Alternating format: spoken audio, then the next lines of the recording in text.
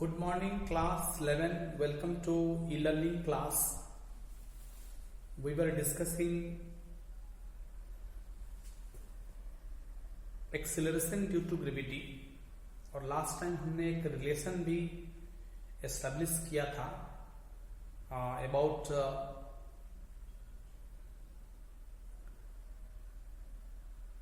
how the value of acceleration due to gravity decreases as we go from the surface of earth to higher and higher altitudes. तो जैसे जैसे हम higher altitude में जाएंगे ये acceleration due to gravity का value कैसे change करता है, कैसे डिक्रीज करता है, लास्ट टाइम हमने एक फॉर्मूला डिराइव किया था उसके लिए. ठीक है, today we shall discuss, we will derive a derivation how the value of g changes or vary as we go down deep into the earth. अब धीरे धीरे d डेप्थ में अगर नीचे जाएंगे तब एक्सेलरेशन ड्यू टू ग्रेविटी का value क्या होगा, डिक्रीज करेगा या फिर सेम रहेगा या फिर इंक्रीज करेगा. ठीक है, जैसे जैसे ऊपर हम जाएंगे तो g का वैल्यू तो चेंज हो रहा है, डिक्रीज कर रहा है. Let us see what will happen if we go down below the surface of Earth. ठीक है, तो variation of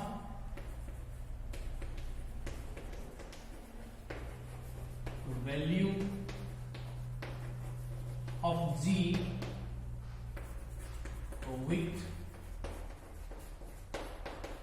depth from the surface of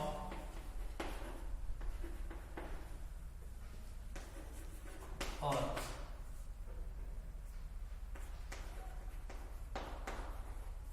from the surface of Earth.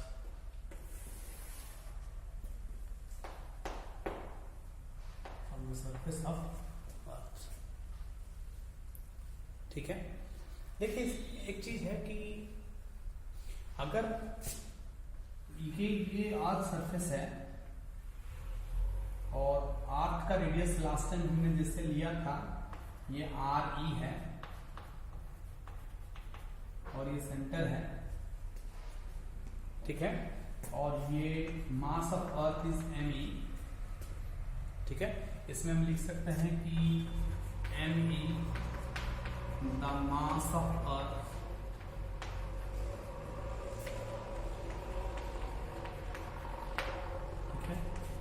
RE the radius of earth. RE हो गया, ME हो गया. ठीक है, let D is equal to the depth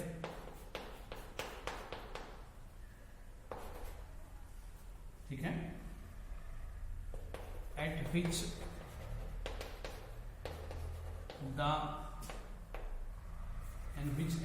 an object is kept below the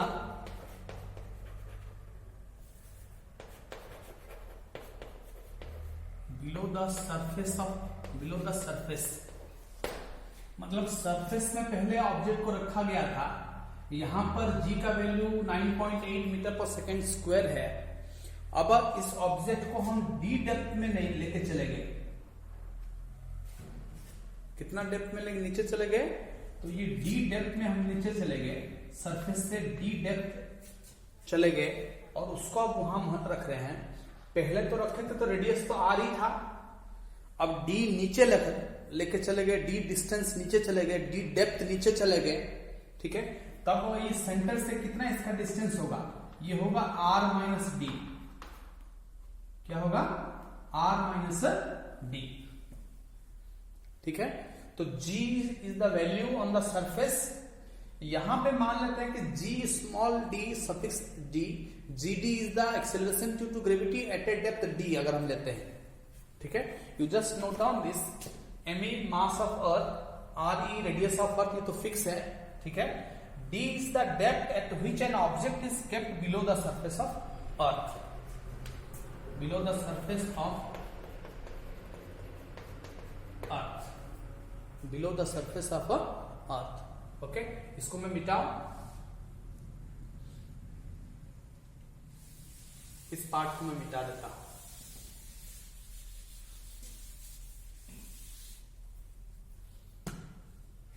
okay, तो देखिए g is equal to the acceleration due to gravity,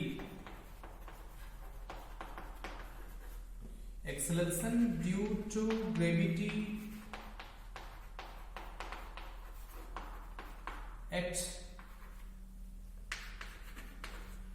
at the surface,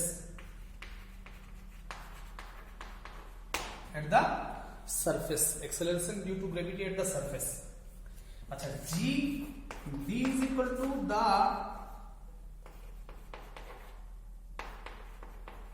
acceleration due to gravity, acceleration due to gravity at a depth d,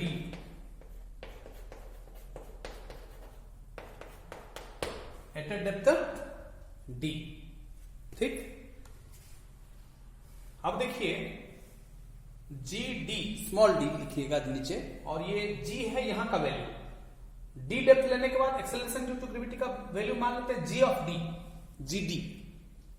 okay, तो देखिए हमारे पास एक relation already है, और देखिए जैसे हम लिखते हैं कि अगर इसका रेडियस आर है, ठीक है, हम मानकर चलते हैं कि अर्थ एक देखिए अर्थ का कोर तो एक मेटल से बना है, ठीक है, लेकिन अर्थ एक सिंगल मटेरियल है, तो हम इसका डेंसिटी, किसी भी ऑब्जेक्ट का डेंसिटी जो होता है, मास व वॉल्यूम, वो कांस्टेंट होता है। ठीक है, तब देखिए, तब अगर हम लिखें कि density of Earth is equal to the density of Earth, ठीक है, तो mass by volume, mass by volume. तो ये मास बाई वॉल्यूम मतलब ये तो बड़ा स्फीयर है, और यहां लाए तो यहां से अगर एक स्फीयर हम कंसीडर करें, डी डेप्थ में एक छोटा स्फीयर बनेगा, ठीक है, और ये एमई जो है मास ऑफ अर्थ है और टोटल वॉल्यूम ऑफ अर्थ है, तो एमई डिवाइडेड बाई ये है वॉल्यूम 4/3, स्फीयर का वॉल्यूम है 4/3 पाई आर क्यूब। ठीक, अगर हम ये पूरा अर्थ का डेंसिटी को लेते हैं, mass of the small sphere अगर एमएस है, इसका भी तो डेंसिटी वही होगा। ठीक है, तो इसका मतलब है कि इन टर्म्स ऑफ अगर स्मॉल स्फीयर लिखेंगे तो ये mass of small sphere by volume of this small sphere. ठीक है, क्योंकि छोटा स्फीयर का डेंसिटी जो है, बड़ा स्फीयर का भी तो डेंसिटी वही है, because the density of a body is uniform. ये एज्यूम करके हम चलते हैं, हालांकि कोर पे मेटल रहता है तो इसका डेंसिटी थोड़ा बहुत अलग होगा छोटा स्फीयर का। तो हमने यहाँ पे दो स्फीयर इमेजिन कर रहे हैं, एक का रेडियस आर है जो एक्चुअल अर्थ सरफेस है, और डी डेप्थ लेने के बाद जो छोटा स्फीयर बना उसका डेंसिटी हम लिखना चाहते हैं। तो mass of small sphere divided by 4/3, okay, 4/3 pi R minus d हो जाएगा, ये रेडियस। जैसे ये आर ही था, टोटल स्फीयर का रेडियस था, ये छोटा स्फीयर का रेडियस कितना होगा, R minus D to the power 3, 4/3 pi R cube.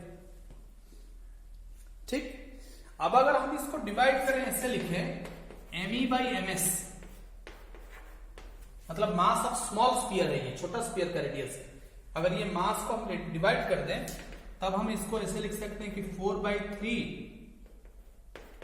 Pi R E Q divided by 4/3 pi R E minus D whole cube. ठीक है, तो 4/3 कैंसिल, पाई कैंसिल। ठीक है, R E to the power 3 R cube divided by R E minus D to the power 3। ये मास का ratio हमने निकाल लिया। मास मतलब पूरा अर्थ का स्फीयर का मास डिवाइडेड बाई जो छोटा स्फीयर हम इमेजिन कर रहे हैं डी डेप्थ ले जाने के बाद उसका जो बचा हुआ रेडियस बना उसको लेके जो हम स्फीयर इमेजिन कर रहे हैं, इसका रेशियो हमने निकाल लिया। ठीक है, इसको इक्वेशन 1 देके रखेंगे हम। ठीक है, ये कितना आया देखिए, ये 4/3 कैंसिल हो गया, पाई कैंसिल हो गया, ये सिंपली आपको आ रहा है RE³ डिवाइडेड बाई, ठीक है, RE - D⁻3। ये me/ms आया है। ठीक है, ये मास का रेशियो हम यूज करेंगे, इसलिए इसको हम इक्वेशन 1 लिख के रखते हैं। ओके,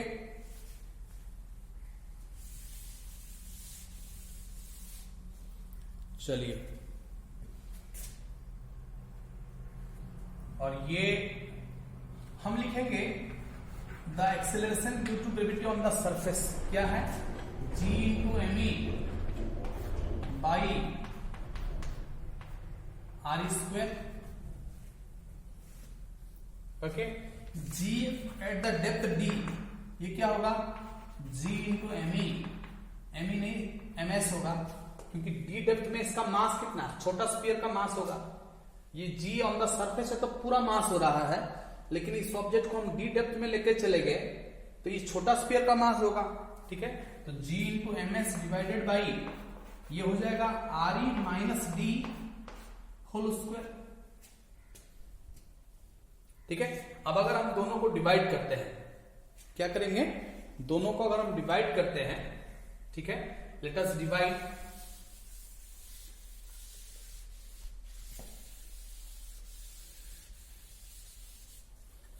डिवाइड अगर हम करते हैं, ठीक है, GD/G करते हैं, चलिए, ठीक है, तब क्या हो जाएगा, G × ms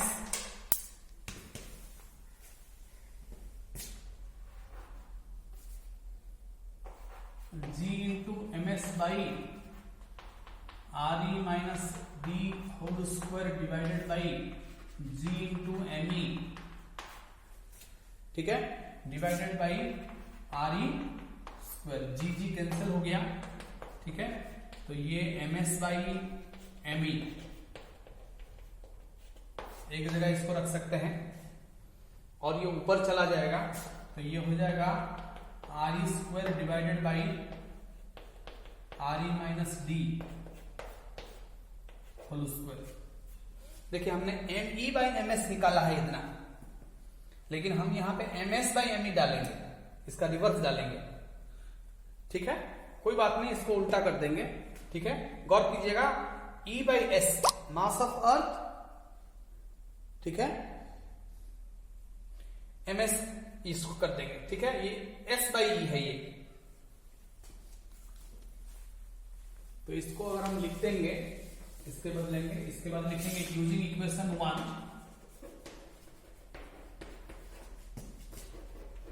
we can right,